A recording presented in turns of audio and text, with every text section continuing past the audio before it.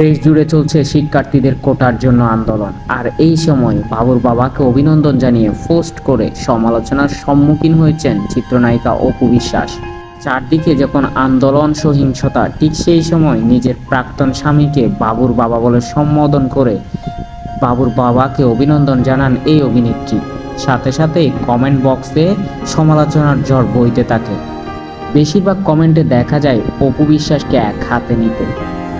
নিজের ভুল অনেকটা বুঝতে পেরে পরে ডিলিট করে দেন সেই পোস্ট এই অভিনেত্রী।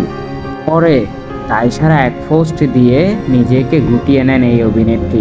লিখেন, সহিংসতা কাম্য নয়। ডিভোর্সের পর সাকিব খানকে নিয়ে অপু বিশ্বাস বেশ বিস্ফোরক হলেও সাম্প্রতিক সময়ে দেখা যাচ্ছে সাকিব খানকে নিয়ে তিনি প্রশংসায় ভাসাচ্ছেন প্রত্যেক জায়গায়। শুধু তাই নয়, বুবলিকে এক হাতে নেন প্রতিনিয়ত এই নায়িকা। সাকিব খানকে ঘিরেই যেন এখন তার সব জল্পনা আর কল্পনা।